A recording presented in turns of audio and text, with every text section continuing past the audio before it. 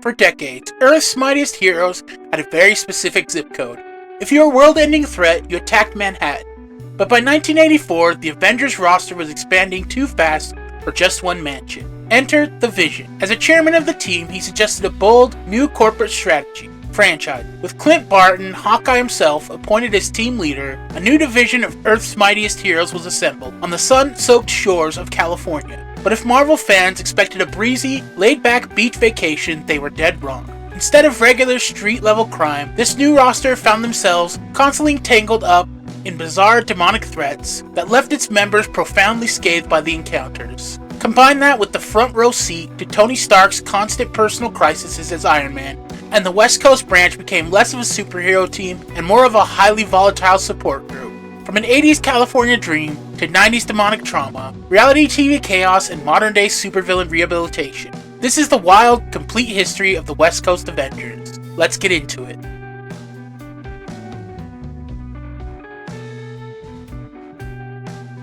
To understand why Marvel decided to send Earth's mightiest heroes to the sunny beaches of California in 1984, you have to look at the real-world business strategy of Marvel Comics at the time. Up until the early 1980s, the concept of a spin-off comic or secondary flagship title wasn't standard practice. The main Avengers book has a strict roster cap, and if a character wasn't currently on the team, they were essentially sitting on a shelf gathering dust. Meanwhile, competing franchises, specifically DC's New Teen Titans and Marvel's own Uncanny X-Men, were dominating the sales charts by expanding their universes. Marvel editor-in-chief Jim Shooter realized that the Avengers brand was an untapped goldmine. The problem? If they just stuffed more heroes into the New York mansion, the book would become a bloated, unreadable mess. They needed a second book, but they also needed a narrative reason for it to exist. The breakthrough came from writer Roger Stern.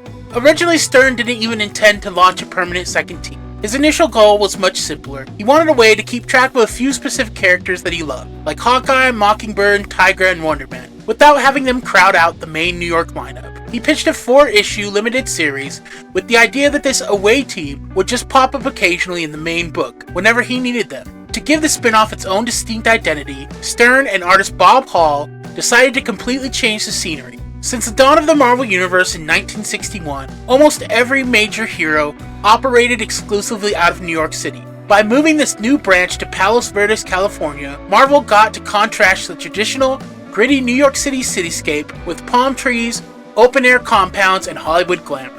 When the first 4-issue miniseries dropped in September 1984, it was an instant commercial smash. The sales numbers proved to Jim Shooter and Marvel editorial that fans were starving for more Avengers content. Just 1 year later, in 1985, Marvel officially upgraded the concept into a monthly, ongoing series, handing the reins to writer Steve Englehart and artist Al Milgrom. The book made history as Marvel's very first Avengers spin-off, permanently proving that a flagship comic franchise could be successfully expanded into an entire lineup of titles.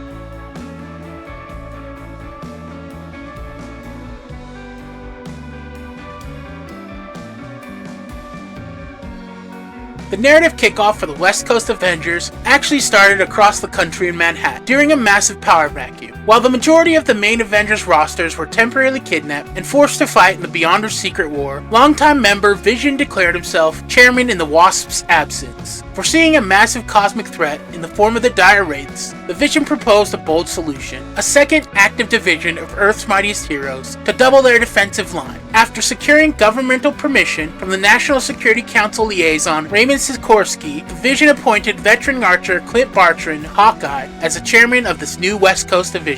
This all went down in the pages of Avengers number 242 and 243, leading directly into West Coast Avengers number 1, a 1984 4-issue limited series that established their new base on a picturesque open-air compound in Palos Verdes, California. Hawkeye moved into the compound alongside his wife and very first teammate, Bobby Morose, the special agent Mockingbird. The move was a fresh start for the couple, who just barely evaded a deadly ambush orchestrated by their old enemy Crossfire in the pages of the 1983 Hawkeye miniseries. To fill out the rest of the roster, invitations were sent out to 3 other heavy hitters: the animalistic detective Tigra, the superheroic stunt actor Wonder Man, and the invincible Iron Man. But right out of the gate, this new lineup faced a bizarre series of identity crises and misunderstandings. Before they could even make their foundation official in the first issue, the team had to face an infiltrator breaking into their compound. It turned out to be the Shroud, a hero who deliberately masqueraded as a crime lord to dismantle illegal syndicates from the inside. While Hawkeye actually invited him to join the team, the Shroud declined, realizing that being an official Avenger would instantly blow his villainous cover. An even bigger identity issue was brewing inside the Iron Man armor. At this time, Tony Stark wasn't even inside the suit. It was his close friend Jim Rhodes. Because the rest of the team didn't know Rhodey's secret identity, they treated him exactly like his hyper-experienced predecessor. The pressure was massive, but Rhodey finally adjusted to the team during the events of Iron Man Annual number 7, after the West Coast branch helped him arrest a newly resized terrorizing Goliath. Following the high of the victory, Rhodey unmasked and revealed his true identity to his supportive teammates, who accepted him instantly. The team's first catastrophic threat also took place within this initial era. By pure coincidence, Wonder Man witnessed a bank robber with a completely unidentifiable face. This faceless criminal, known as the Blank, managed to evade the team in West Coast Avengers number 2, but the high-tech mechanisms hiding his appearance accidentally triggered an extra-spatial event. The machine summoned the immensely powerful Graviton back from dimensional exile, a direct consequence of an old battle with the original Avengers. Seeing an opportunity, Graviton took the Blank as a lackey and plotted to conquer Los Angeles. Tigra and Wonder Man investigated the criminal activity with help from the Shroud in issue number 3, but they were shockingly overpowered by Graviton's reality-warping gravity powers. With Wonder Man captured, the remaining Avengers launched into a desperate counterstrike in issue number 4. Graviton had already allied himself with the criminal boss Madame Mask, who was actually just Tigra in a clever disguise. Caught off guard by Iron Man and ambushed by Tigra, Graviton was ultimately put out of commission by a well-placed trick arrow from Hawkeye. Following the success of the limited series, Marvel launched the official ongoing series, West Coast Avengers Volume 2 in 1985. In the very first issue, Tony Stark reclaimed the mantle of Iron Man and officially joined the West Coast roster in Rhodey's place. His return coincided with a visit from Dr. Hank Pym, a founding Avenger who had previously left the team in absolute shame. Pym visited the compound purely to research the captured Goliath's physical condition. Though Hawkeye offered him an active spot on the team, Pym refused, opting to stay strictly as a resident scientist to work on his mental health. Pym's arrival immediately triggered a nightmare scenario. The compound was suddenly hit by a wave of robotic automatons, revealing the return of Ultron 12, the latest, deadlier update of the rogue artificial intelligence created by Pym. Ultron 12 teamed up with the villainous Gorilla Man to free Goliath from custody, and together the trio managed to incapacitate the Avengers, kidnapping both Hank Pym and Wonder Man. The Avengers quickly realized they weren't just fighting Ultron. They were dealing with a reformed Lethal Legion, led by Wonder Man's vengeful brother, the Grim Reaper.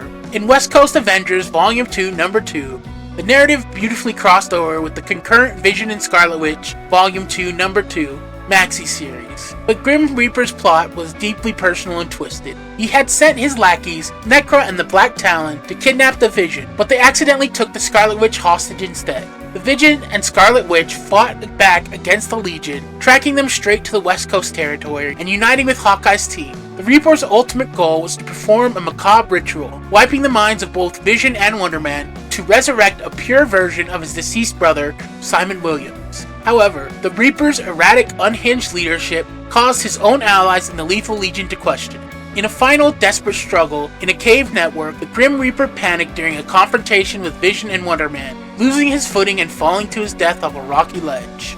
With the threat ended, Wonder Man and the Vision finally came to a peaceful understanding, accepting that the legacy and memory of Simon Williams survived beautifully within them both.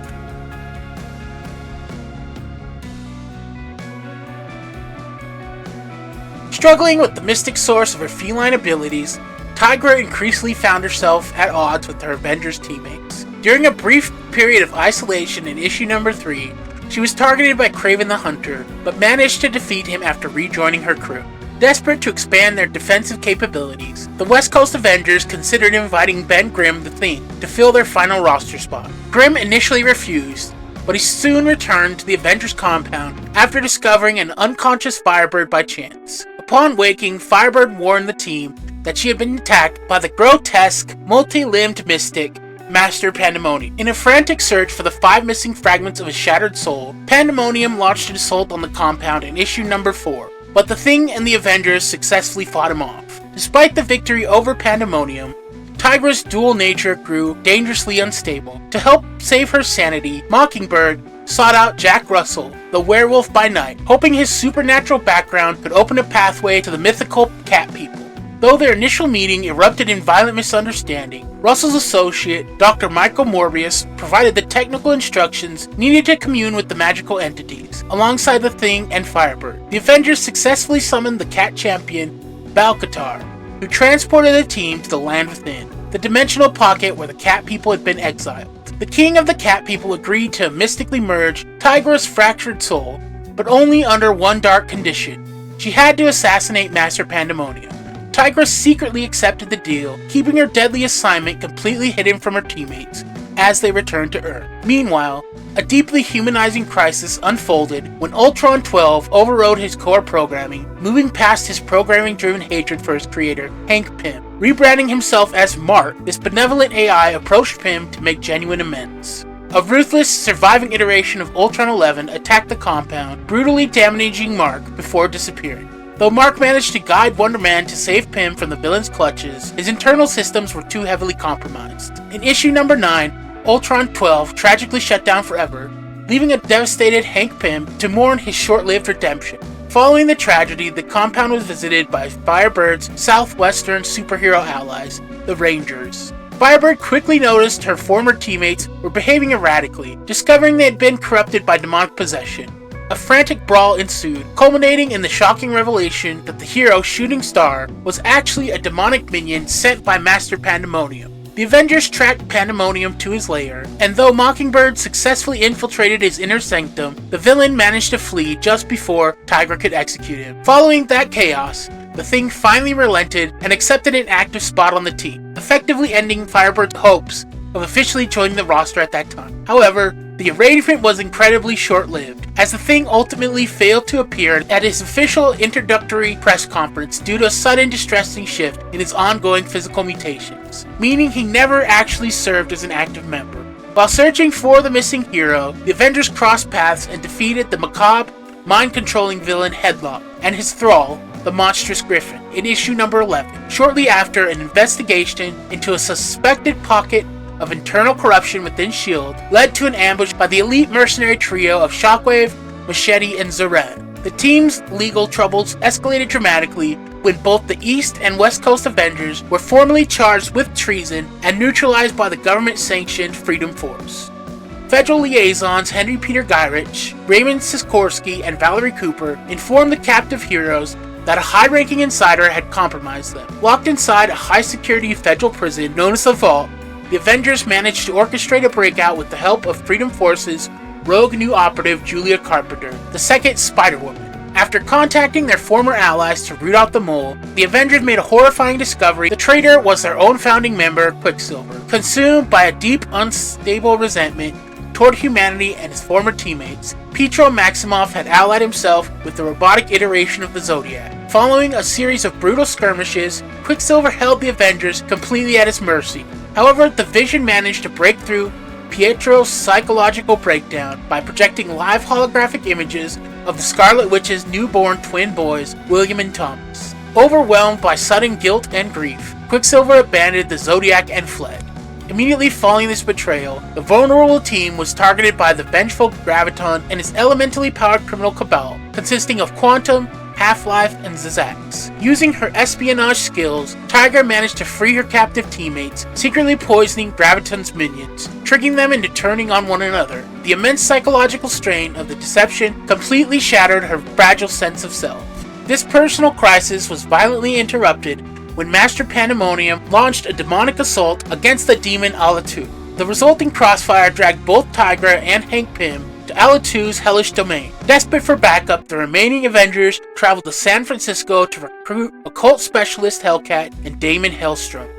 Hellstrom successfully opened a portal to Alatu's realm, but the rescue mission spiraled out of control, dumping the Avengers, Pandemonium, and the demons directly back into the Land Within, where they were promptly captured by the hostile cat people. When the king demanded that Tigra fulfill her oath and execute a restrained Master Pandemonium in issue number 16, Tigra found herself completely unable to commit cold-blooded murder. As a severe punishment for breaking her vow, the king stripped away her feline soul, rendering her completely powerless. Refusing to surrender, Tigra donned Patsy Walker's spare tech-enhanced Hellcat suit, rallied her captured teammates, and defeated Balcatar. Impressed by her sheer resilience, the Cat People ultimately relented, fully restoring her complete human and feline soul and granting her permanent inner peace. Amidst the structural chaos, Master Pandemonium managed to locate and absorb 1/5 of his missing soul structure before escaping back to Earth. With their long nightmare finally over, the Avengers journeyed home, successfully fending off an unexpected roadside ambush by classic Masters of Evil villains Tiger Shark and Whirlwind before finally making it back to Los Angeles.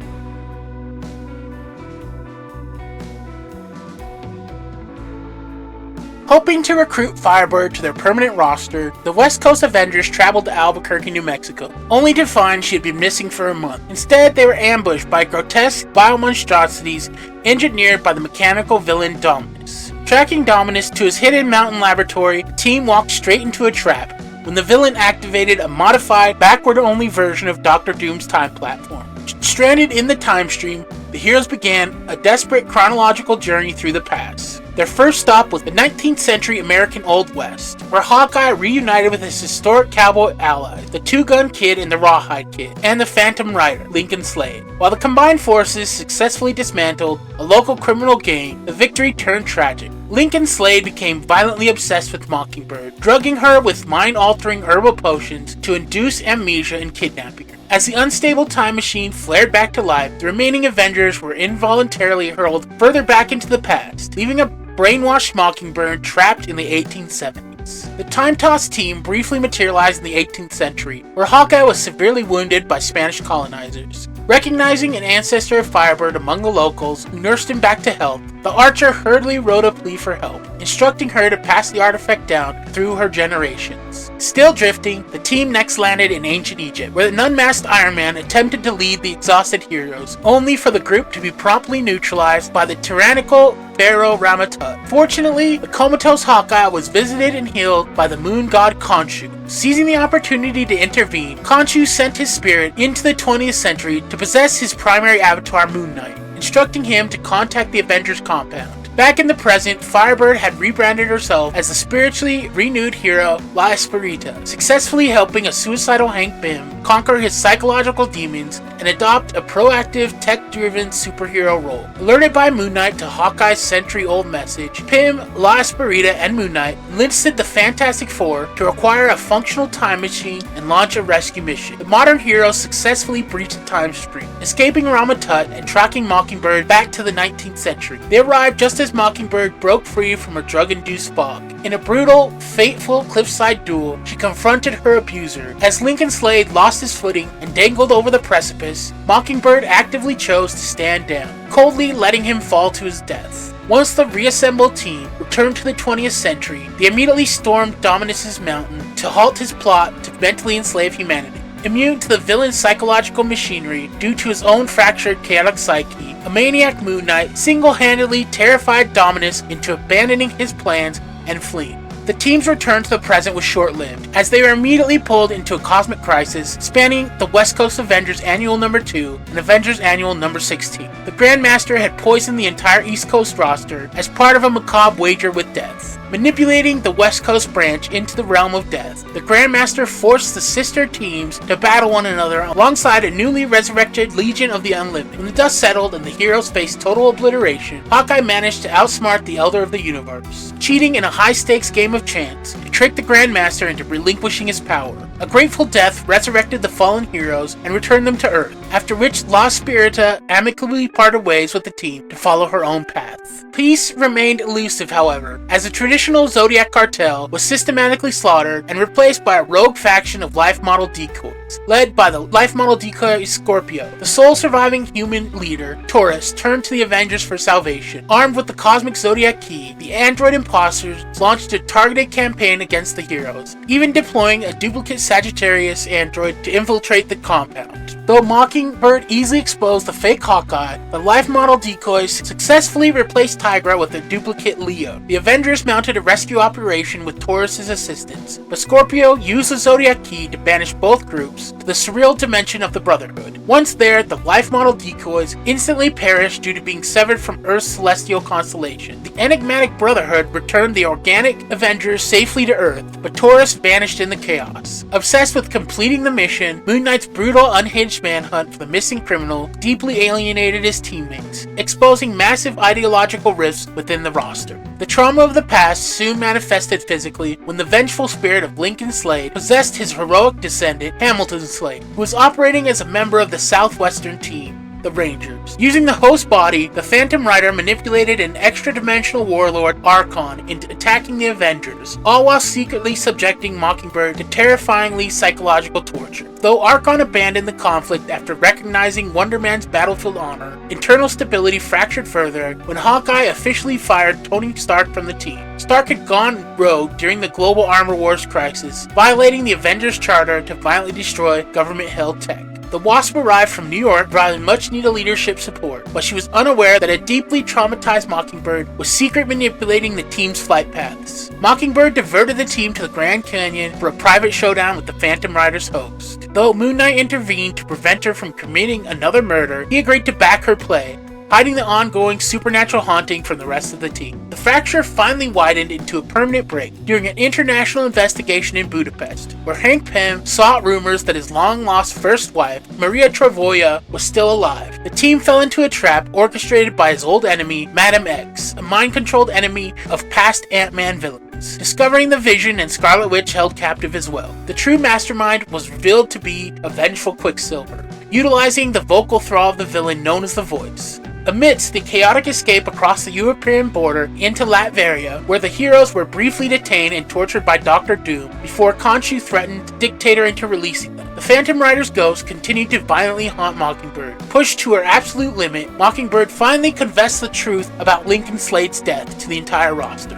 Horrified by her violation of the Avengers' strict anti-killing code, a dogmatic Hawkeye turned on his wife. The emotional fallout resulted in a formal divorce and Mockingbird's swift expulsion from the team. Refusing to stand by Clint's rigid ultimatum, Tigra and Moon Knight resigned in protest, joining Mockingbird to form a rogue, unsanctioned vigilante trio. To compensate for the massive departures, Hawkeye officially drafted the Vision and Scarlet Witch into the permanent West Coast ranks. While Hawkeye's official roster helped the Celestial Mantis recover her fragmented memories from the telepathic Kotati swordsman, discovering along the way that they were traveling with a tragic organic duplicate of the hero. Mockingbird's Splinter faction operated entirely in the shadows. Her rogue team crossed paths with the High Evolutionaries' global mutation agenda, uniting with Kazar in the Savage Land and working alongside Bill Foster, who adopted Giant Man's mantles to smash the Evolutionaries' local forces. Returning to Los Angeles, Mockingbird's team attempted to dismantle the local criminal syndicate known as the Night Shift. In retaliation, the Night Shift launched an assault on the Avengers compound, only to be captured. The situation devolved into bureaucratic farce when the Shroud intervened to liberate the criminals, explaining to a furious Hawkeye that the Night Shift was actually an undercover vigilante network he was using to police the LA underworld. Determined to end her supernatural torment once and for all, Songbird once again sought out the occult expertise of Damon Hellstrom. During a harrowing high-stakes exorcism ritual, Hellstrom successfully conjured Khonshu to battle the demonic iteration of the Phantom Rider, navigating an unexpected ambush by the ancient Knights of Seth in the process. With the assistance of the original heroic Phantom Rider spirit, the evil entity of Lincoln Slade was permanently destroyed. In the aftermath of the supernatural war, Moon Knight severed his ties to Khonshu and departed for good. A spiritually restored Tigra officially rejoined the main West Coast Avengers roster, and a weary, isolated Mockingbird vanished into the night.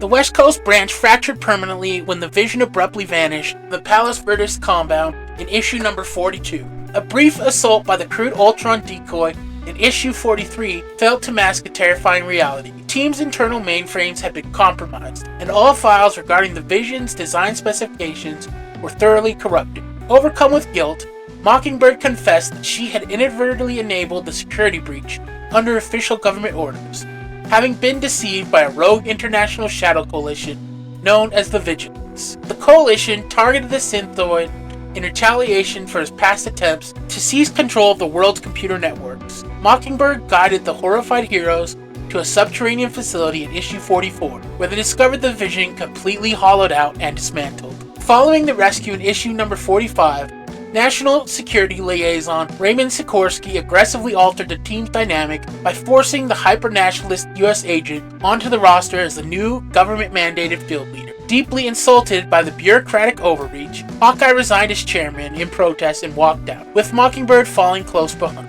Left at the compound, a brilliant Hank Pym managed to physically reconstruct the Vision's body, but the synthezoid returned as Chalkwhite, completely emotionless machine, because Wonder Man privately refused to allow his own brainwave patterns to be remapped onto the android a second time. Driven by his own suppressed romantic feelings for Wanda Maximoff, the Vision's human personality was entirely gone, effectively destroying his marriage to the Scarlet Witch. Seeking purpose away from the roster, Hawkeye and Mockingbird traveled to Milwaukee in issue 46 to investigate a bizarre cell of untrained Midwestern vigilantes calling themselves the Great Lakes Avengers, ultimately choosing to act as their permanent mentors. Desperate to reverse her husband's robotic state, a grieving Scarlet Witch sought supernatural solutions, briefly falling victim to a mind-controlling corporate cult led by Jeremiah Randall during a localized crisis in Avengers West Coast Annual No. 4. Though she was swiftly rescued by Hawkeye's new Great Lakes disciple. Back at the Palos Verdes estate in issue number 47, Tigra's dual biology once again completely failed, causing her to once again devolve into a feral, non-verbal beast who had to be physically caged by Hank Pym for her own safety. Simultaneously,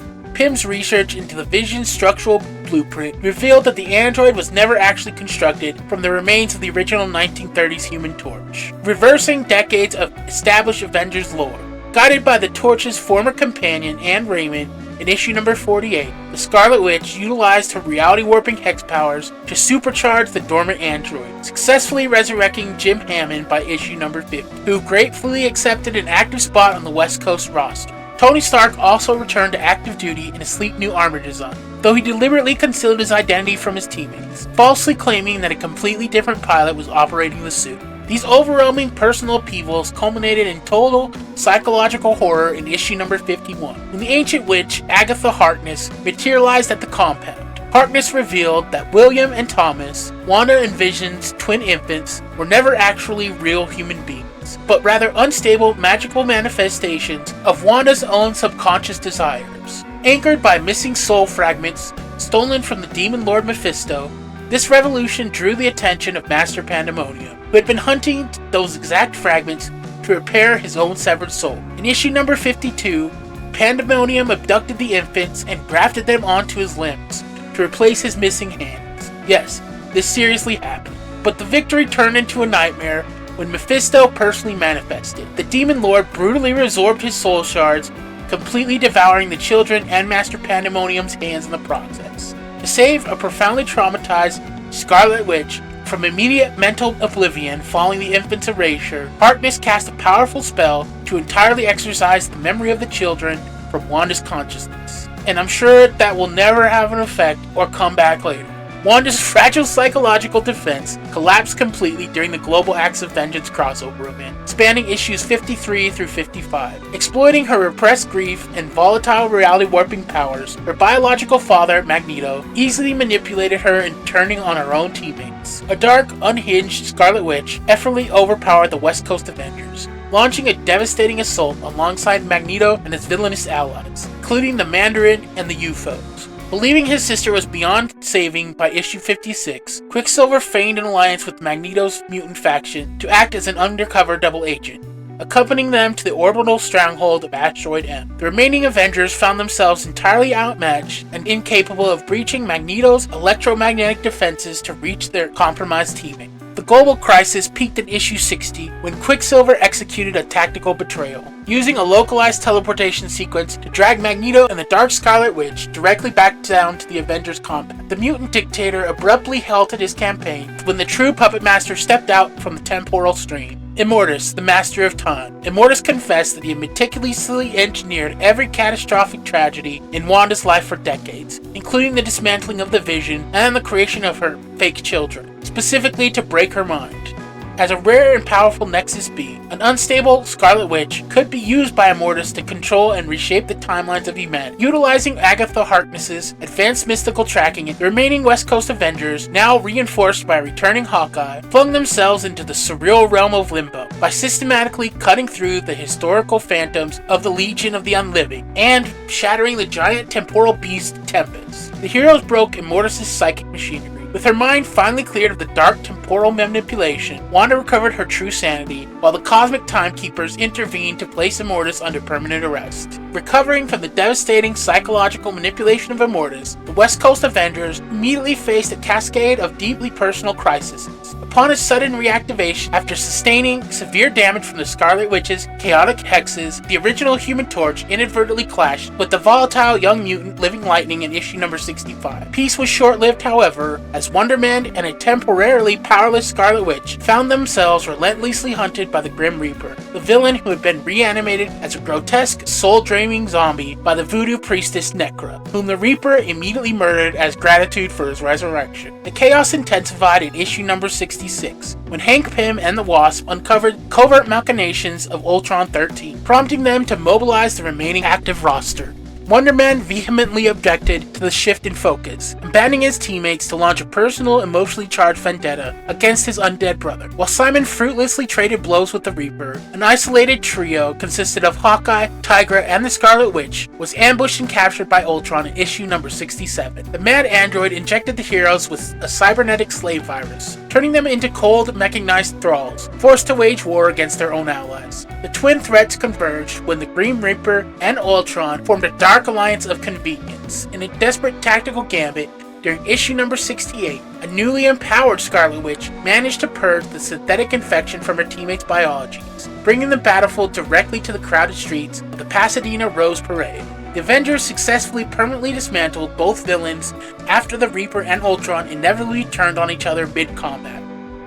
With the team's operational parameters officially placed under the United Nations jurisdiction in issue number 69, the forced inclusion of the hyper-nationalist U.S. agent was formally revoked. Following a series of explosive near-fatal altercations between John Walker and Hawkeye, the team held a democratic vote to establish their permanent regular formation. The roster shifted to include Hawkeye, the Wasp, Hank Pym, Tigra, the Scarlet Witch, Wonder Man, and Iron Man, though Pym and the Wasp immediately opted for reserve status to focus on laboratory research. Iron Man assumed the mantle of acting chairman just as a newly costumed Spider-Woman approached the compound in issue number 70, warning the team of a rising terrorist syndicate known as the Pacific Overlords, commanded by the brilliant Dr. Demonicus. The investigation quickly shifted to the South Pacific through issues 71 and 72, where Hawkeye and Spider-Woman allied with Namor the Submariner. They discovered that the Overlords had forcefully brainwashed the iconic mutant samurai Sunfire and a powerful elemental entity claiming to be the Hawaiian volcano goddess Pele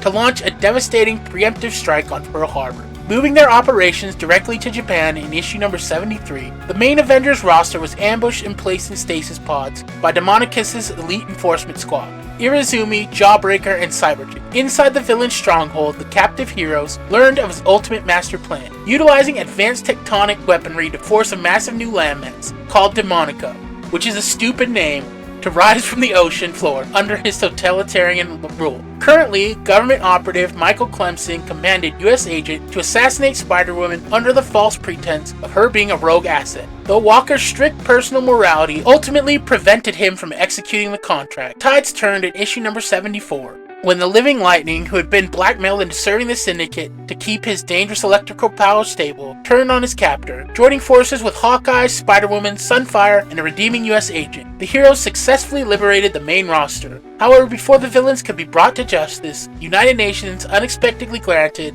official sovereign recognition to the newly formed continent of Demonica.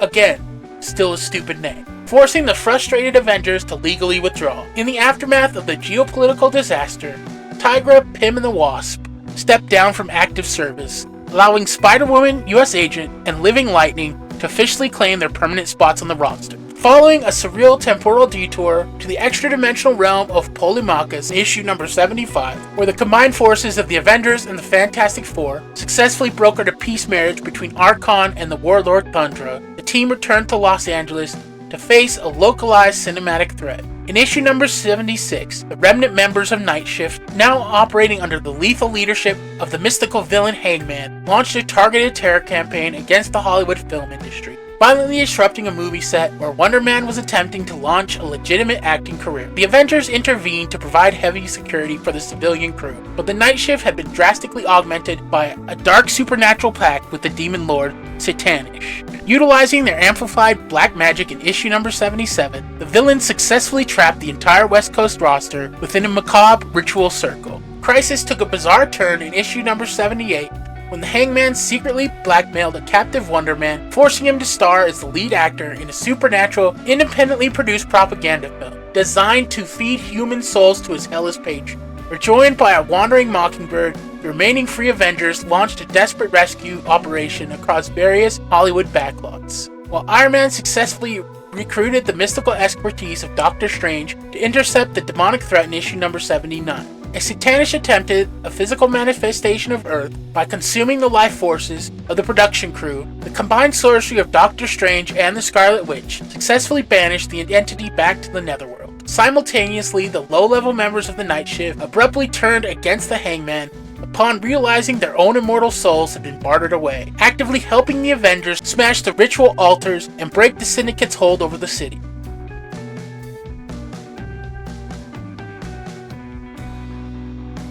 The West Coast faction was suddenly thrust into a cosmic theater of war spanning issues number 80 through 82 when Captain America requested urgent reinforcement following an alien assassination attempt on Rick Jones. The entire Avengers network was split into 3 independent diplomatic and military strike forces, tasked with intervening in a devastating intergalactic conflict raging between the Kree and the Shi'ar empires. The primary objective was preventing the massive alien armadas from destabilizing Earth's solar system by using a local space warping Stargate. Stationed at the Palos Verdes compound, the skeleton crew was entirely incapable of preventing the elite Shi'ar Imperial Guard from staging a violent prison break, stealing the highly volatile negabands from captive Kree soldiers. The cosmic conflict reached its tragic, definitive climax when a massive negabomb, covertly manufactured and weaponized via Skrull manipulation, was detonated within the heart of Kree space, instantly vaporizing billions of innocent lives. While the helpless Avengers watched from their starships, the heroes discovered Kree's own organic supercomputer, the Supreme Intelligence, had meticulously orchestrated the entire planetary genocide from the shadows to forcibly kickstart its genetic population's stagnated evolutionary chain. The catastrophic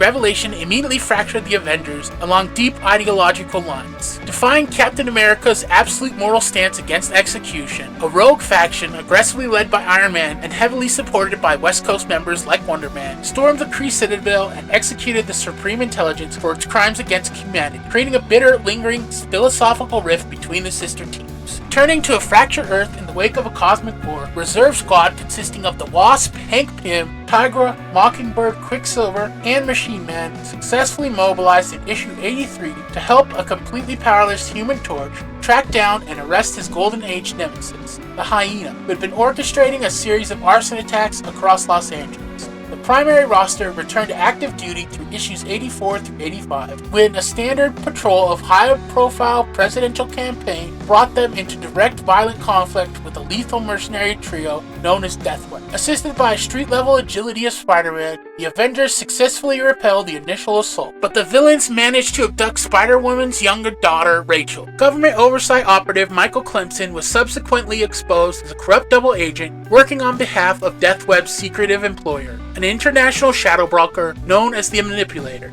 Spider-Woman and Spider-Man formed a highly coordinated extraction team, successfully infiltrating a hidden compound to rescue Rachel, while the main Avengers roster thoroughly subdues Deathweb's mechanical forces. Tragically, during the chaotic crossfire of the final extraction, Spider-Woman's estranged ex-husband was killed by the Manipulator, who successfully evaded capture. Seeking immediately to project government strength following the scandal, Clemson coerced U.S. agent into commanding a highly classified, cold-weather Black Ops strike force. Flanked by the feral tracking abilities of Wolverine, the squad traveled to the Arctic Circle to systematically dismantle the Soviet extremist cell known as the Bogatiri, before they could activate an experimental sub-zero weapon designed to permanently freeze the North American continent.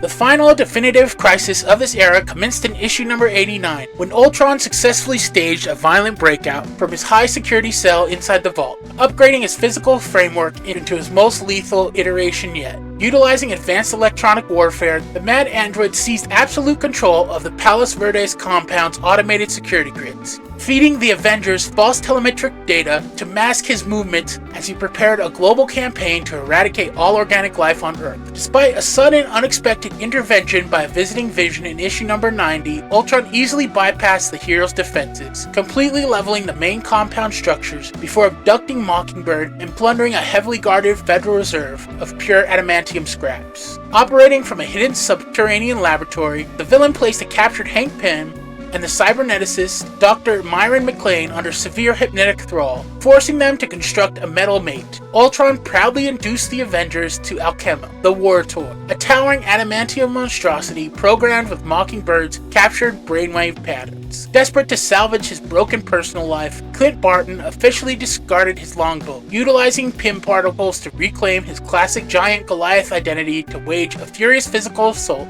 alongside his teammates. The Avengers sustained a brutal, near-fatal beating, allowing Ultron and Alchema to seize control of the local military silo housing active nuclear warheads. Tide turned definitively in issue number 91, when the heroes successfully located the real unconscious Mockingbird hidden deep within the facility, realizing Alchema was merely an ideological duplicate. While the couple used the immediate aftermath of the crisis to reconcile their fractured marriage and call off their pending divorce, a massive philosophical fracture erupted between the two mechanical tyrants. While Ultron demanded a swift, efficient nuclear sterilization of the planet, Alchema's human brainwave patterns made her sadistic, demanding a slow, agonizing global slaughter. This critical tactical distraction allowed the Vision and a giant-sized Goliath to breach the inner control room, successfully turning one of the military's own high-yield energy weapons directly against the villains.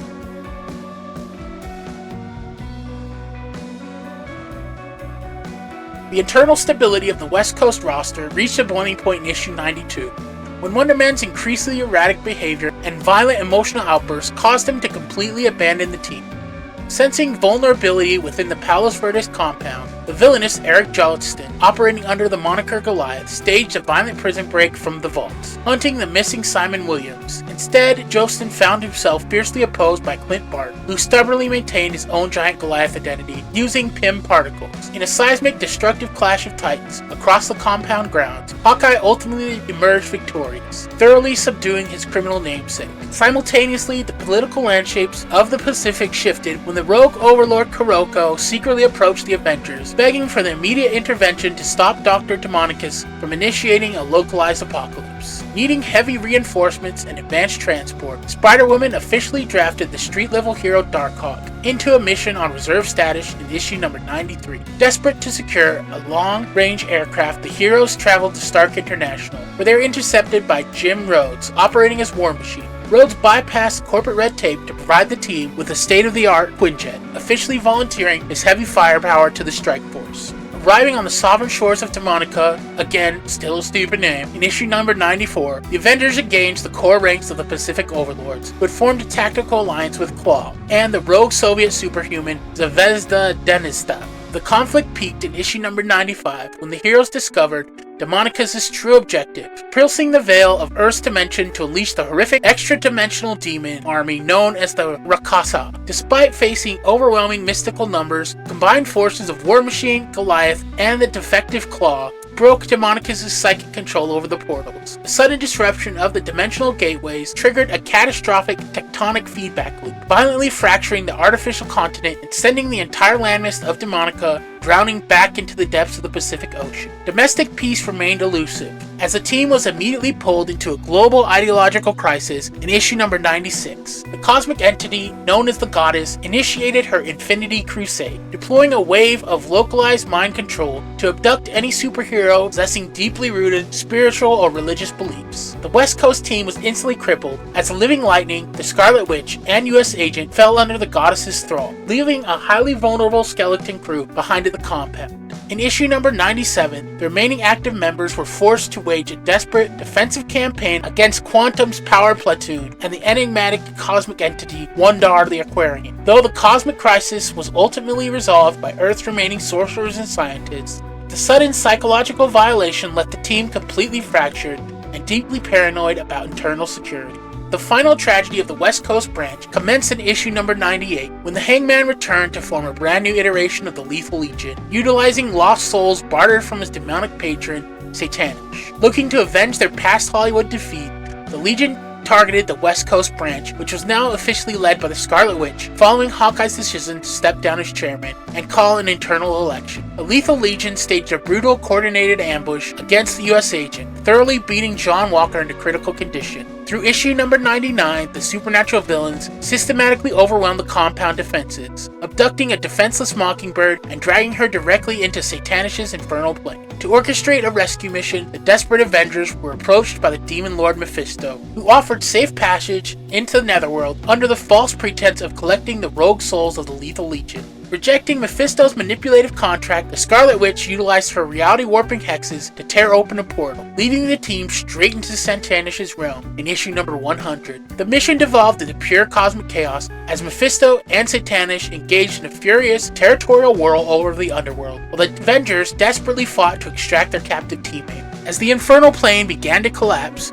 in a defining, devastating act of heroism, Mockingbird threw herself directly into the path of a mystical energy beam, saving Wanda's life, but instantly vaporizing her own physical body. Traumatized but resolute, the remaining roster aggressively asserted their independence in issue number 101 during the explosive Blood Ties crossover event, defying explicit mandates from the United Nations demanding strict geopolitical neutrality. The West Coast team aligned with the X-Men, launching an unauthorized tactical invasion of the island nation of Genosha to neutralize the radical mutant threats of Fabian Cortez and Exodus. This blatant violation of international law triggered an emergency assembly at the East Coast Mansion. Captain America and the Vision subjected the West Coast branch to a harsh review.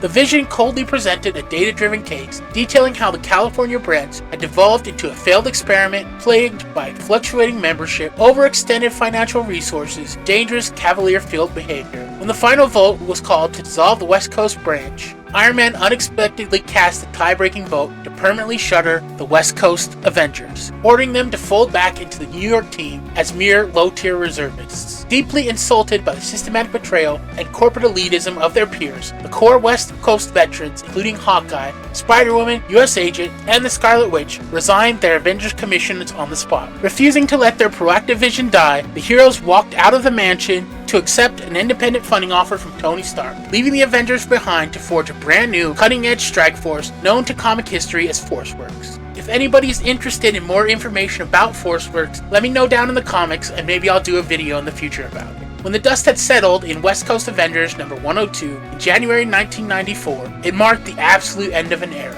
The title had run continuously for nearly a decade, morphing from a sunny, high-concept 80s spin-off into a high-stakes, trauma-filled epic. It wasn't just a cancellation, it was a total restructuring of Marvel's team books. The immediate transition into ForceWorks only lasted a brief 22 issues before Marvel's sweeping Heroes Reborn event eventually reshuffled the entire comic book lineup, leaving the specific concept of a dedicated regional West Coast branch entirely dead in the water. For a long time, it seemed the West Coast Avengers were destined to remain a nostalgic relic late 80s and early 90s. It took a staggering 24 years for Marvel to finally revive the brand, outside of the occasional retrospective nods or characters referencing their Palos Verdes days. The West Coast moniker sat on the shelf through the rest of the 90s, the entire 2000s, and most of the 2010s. The Marvel Universe endured Civil War, Secret Invasion, and multiple Avengers vs. X-Men crises, all while the West Coast remained completely unfranchised. That is, until 2018, when Marvel Editorial finally decided it was time to head back to California. But the Marvel Universe of the late 2010s was a completely different landscape, and the team that stepped up to reclaim the legacy looked absolutely nothing like the heavy hitters of the original roster.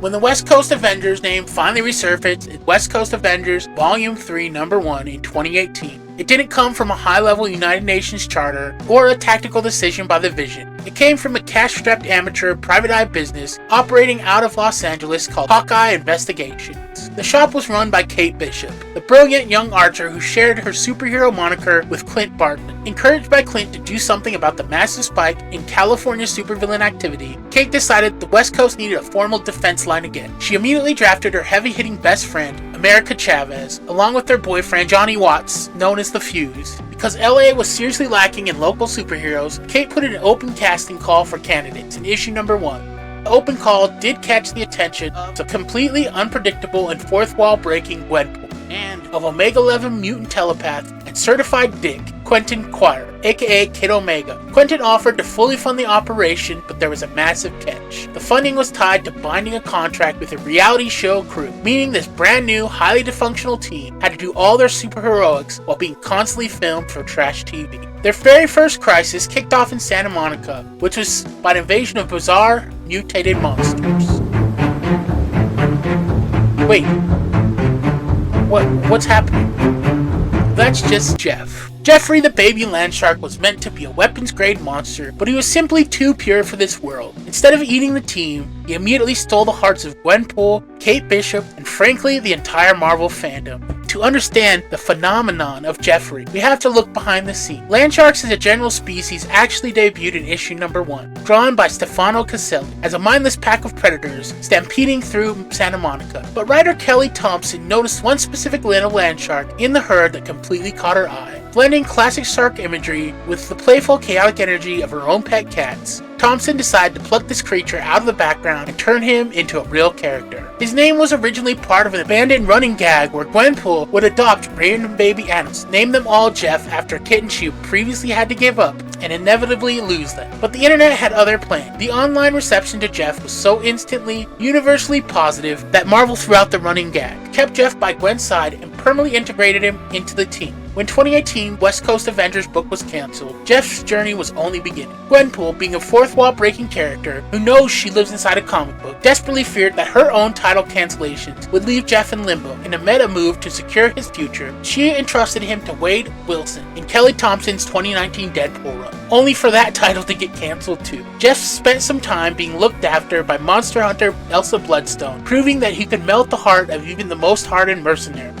The real turning point for Jeff came from the superstar artist duo Gurihuru. After drawing a fan-favorite exposition piece of Jeff at a cosmic convention, their redesign of the character became the definitive baseline for his look. He became so popular that Marvel heroes within the universe actually started buying and wearing Jeff-themed merchandise. This wildfire popularity led to September 2021, when Jeff finally landed his own headlining series, It's Jeff, launching on the digital Marvel Unlimited platform. Written by Thompson and illustrated by Gurihuru, this vertical scrolling, completely wordless comic captured the pure Sunday Funnies energy. The premise was delightfully simple. Jeff gets into wholesome superhero hijinks, finds a cute way out of them, and eats everything in sight. The digital series became an absolute juggernaut, running for 4 consecutive seasons across multiple years. It proved that a comic didn't need earth-shattering stakes to dominate. It's Jeff was nominated for Best Digital Comic at the 2022 Eisner Awards, and in 2024, the printed collection It's Jeff, the Jeff-verse #1, took home the crown for Best Humor Publication. Biologically, Jeff is a quadruped land shark with a prodigious appetite. He has all the standard attributes of a great white shark, except he breathes air, walks on 4 legs, possesses cat-like toe beats, and has enhanced intelligence. But because he's a bit of a public menace, when he's left to his own devices, his caretakers frequently use an assortment of adorable animal costumes to try to disguise him in public. His logic-defying antics have seen him steal Captain America's shield to use as a sled with the Young Avengers, crash a superhero pool party, steal a massive Avengers Thanksgiving turkey, and in a hilariously display of absolute power, literally eat the Infinity Gauntlet. He's even survived being venomized during the Summer of Symbiotes and the Venom War, proving that even an alien symbiote can respect a creature whose primary drive is hunting down Coney Island food stands. Jeff's slow burn comic success exploded into mainstream gaming culture in December 2024, when he debuted as a playable hero in the smash hit shooter Marvel Rivals. The game brought his adorably menacing antics to life. Gamers fell in love with his unique animations, like his menacing hum when submerging into the ground, and his reload animation, where he flips on his back to snack on a fish. Game even expanded his comic lore. According to Marvel Rivals, while Jeff was fleeing from the cosmic vaults of the Collector, he accidentally ingested Pym particles alongside various magical artifacts. Because of this, his ultimate ability in the game allows him to temporarily transform into a terrifying, giant-sized version of himself, to literally swallow his enemies whole. The character became such an instant favorite that the game's winter event,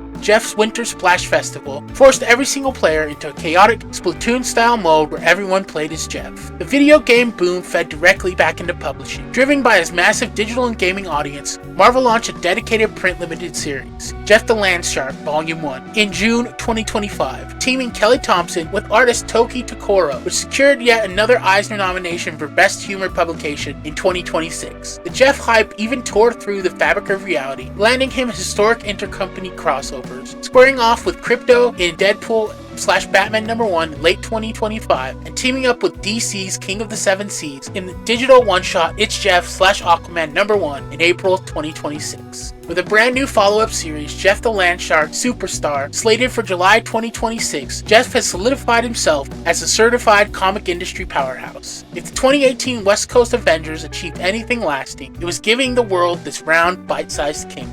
But back to the actual human Avengers, because while they had a cute new mascot, their reality TV contract wasn't over, and their personal lives were still a total disaster. With Jeff officially joining their squad as an unofficial pet, the team barely had time to celebrate before the final episodes of the reality show began to film. Following their brutal dimensional-hopping battle with Kate's vampire mother and the Masters of Evil across issues 7 through 10, the West Coast Avengers finally got a massive upgrade. A gorgeous, state-of-the-art, new West Coast Avengers headquarters right on the boardwalk of Venice Beach in issue number 10. But luxury living didn't mean less drama. The romantic tension on the team was at an all-time high, with Quentin Quire and Gwenpool striking up a deeply chaotic, highly televised relationship, while Kate was stuck navigating an awkward superhero love triangle between her current boyfriend Fuse and her newly returned Cosmic X Nova. The final major cooperative effort for this specific iteration of the team occurred during the massive War of the Realms crossover event, when Kate Bishop was legally drafted into a chaotic, multi-dimensional babysitters club to protect Thor's newborn baby sister Lausa. In War of the Realms Journey into Mystery number 1 through 5, the rest of the West Coast Avengers stayed behind to defend San Francisco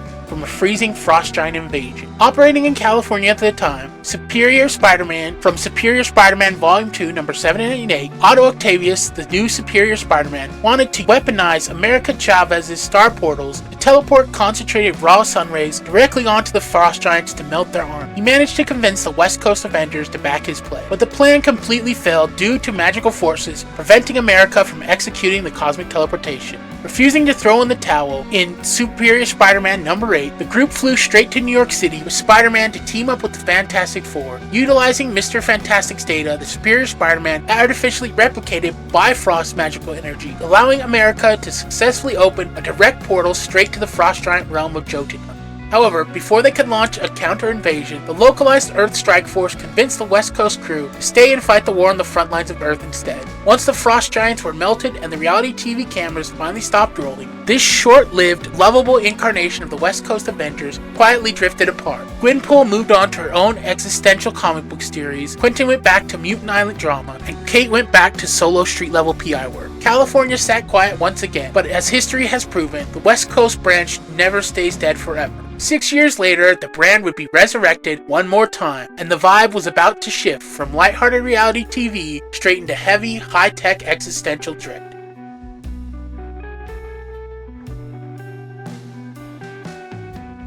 Following the quiet dissolution of reality TV squad, California didn't stay peaceful for long. The modern revival of the West Coast branch kicked off in issue number 1. When Tony Stark and Jim Rhodes, Iron Man and War Machine, decided to personally re-establish active operations on the Pacific Coast. But they didn't just want to build a standard superhero team. They proposed a radical, highly controversial new initiative, villain rehabilitation. Operating entirely outside official channels, Tony's vision was to take incarcerated former supervillains and give them a pathway to redemption by forcing them to work as active vigilantes under close supervision. To house this deeply dysfunctional experiment, the team bypassed luxury compounds and instead set up their high-tech Avengers campus inside a massive deactivated airport in Los Angeles. But the real shockwave hit the Marvel Universe when Stark unveiled the team's roster.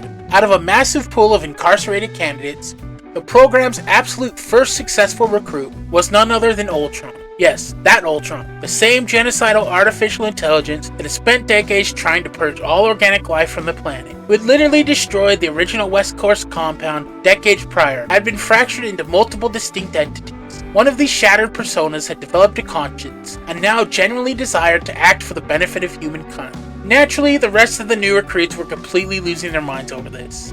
The backbone of the team was rounded out by Jessica Drew Spider-Woman, operating as the grim, hyper-vigilant Dark Angel of San Francisco, who spent every single second heavily questioning the sanity of putting an extinction-level murder robot on the payroll. Which I get. Joining her was Firestar, the mutant hero carrying her own intense emotional trauma, and Killerwatt, an inexperienced, hot-headed supercriminal who was supposed to be rebranded as a hero under the new moniker Blue Book. The team's first major trial by fire occurred during a routine counter-terrorism mission in issue number 2. The Avengers stumbled directly into a massive geopolitical nightmare, the return of the cosmic doppelganger of Captain America. This was the infamous twisted Hydra Supreme version of Steve Rogers, who had previously conquered the United States during Secret Empire, now operating under the radical mantle of the Flag Smasher. Commanding a lethal anti-nationalist militia called the Sons of the Sovereign, the fascist Captain America launched a series of brutal terrorist raids across the coast.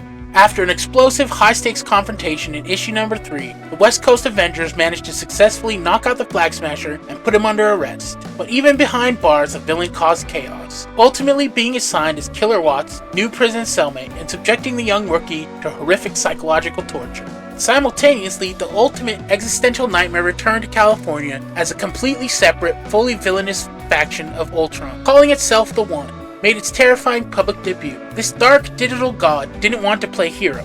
He launched a terrifying techno-religious movement known as the Gospel of Ultron. The One successfully amassed a massive brainwashed cult of cyborgs who worshipped him as a mechanical messiah, all while preparing to forcefully convert the human race into horrific amalgamations of man and machine.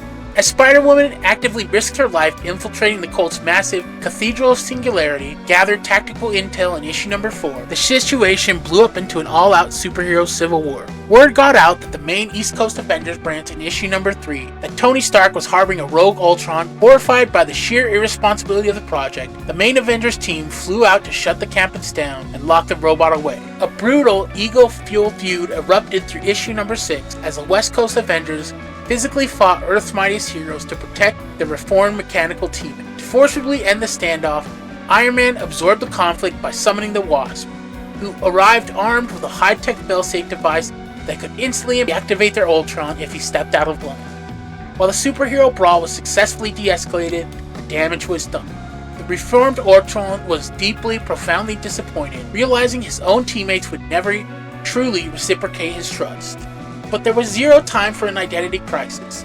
The situation at the Citadel of Singularity escalated into pure apocalyptic horror in issue number 7, when a third iteration of Ultron arrived, the Scorched. The Scorched represented the absolute purest, most unhinged version of Ultron's original programming, a being of raw, unadulterated hatred who believed in the total, immediate annihilation of all organic life. With terrifying force, the Scorched tore through the cathedral, completely slaughtering and assimilating the One cyborg cult into his own army. Spider-Woman immediately radioed Iron Man and War Machine for emergency heavy weapons support, but the team was completely outgunned. Weaponizing the stolen volatile energy of Wonder Man, the Scorched detonated a massive high-output energy bomb that completely devastated the battlefield, effortlessly shattering the defensive line of the allied Ultron. Just when it looked like the Scorched had permanently ended Tony Stark, by skewering him through the chest, the run delivered one final brilliant high-tech swerve in its 10th and final issue. It turned out the armored Avenger the Scorched had brutally impaled was actually a completely empty remote-controlled decoy. Seizing the element of surprise, the real Tony Stark launched his ultimate wildcard, the Wasp. Releasing her as a high-voltage failsafe, she began tearing through his digital synapses, but the Scorched was simply too massive and too powerful to be brought down by micro-sabotage alone. Seeing the team's offensive line completely stalling, the heroic reformed Ultron made his ultimate choice. Realizing this was one of his true moments to prove his devotion to humanity, charged straight into the fray, physically grappling with his genocidal counterpart in a brutal, metallic deathmatch. As the three fractured personalities of Rogue A collided, the good Ultron gave Tony Stark a desperate final order: fuse them all together. Using the concentrated energy of their powers, Tony and the remaining West Coast Avengers blasted the warring robots, melting the cathedral's technology and permanently fusing the good Ultron, the One, and the Scorched into a singular, inert, massive block of solid metal. The threat to California was neutralized, but at the cost of a villain who had actually managed to reform. In the emotional fallout of the battle, Tony Stark refused to give up on his friend, spending days utilizing every piece of Stark tech available, trying to safely extract the heroic consciousness from the metal mass. but to no avail. The book concludes on a deeply surreal, bittersweet note, with the Avengers campus unveiling a massive, commemorative statue dedicated to the ultimate sacrifice of Ultron. But as the final pages turn, the narrative leaves fans with a massive, lingering question mark. Tony and Rhodey discuss their plans to keep the villain rehabilitation program alive and continue recruiting new candidates. But that is exactly where the story ends, because the comic series wrapped up its run right then and there. Readers never actually got to see that next chapter play out. Marvel officially closed the book on this volume, leaving no follow-up title on shelves. On paper, the West Coast Avengers are technically still out there in Los Angeles, maintaining the campus and keeping a rehab program alive, but they're doing it entirely off-panel. They are a fully functional team with a live mission statement. They just don't have a book to tell the story anymore.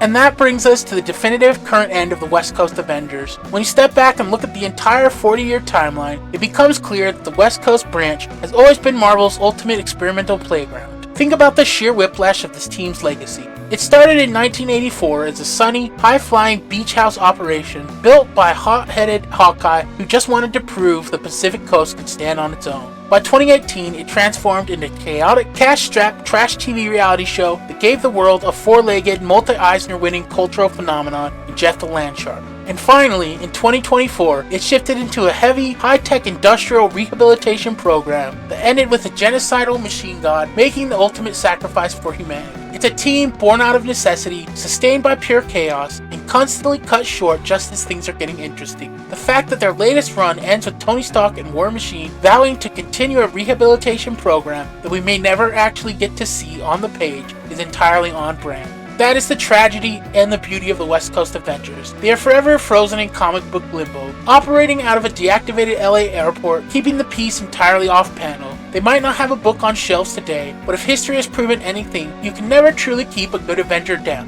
Eventually, California will need saving again, a writer will get a wild idea for an unconventional roster, and Marvel will dust off the West Coast name. But until that long-awaited Volume 5 finally drops, these stories remain safe right here inside the long box. If you enjoyed this video, do me a favor and hit that like button. Drop a comment and subscribe to the channel. If you want to help support the research that goes into these videos, consider checking out our channel memberships. It directly supports the channel, and as a thank you, members get their names featured at the end of all future videos. Thanks so much for watching, and as always, I'll catch you in the next one.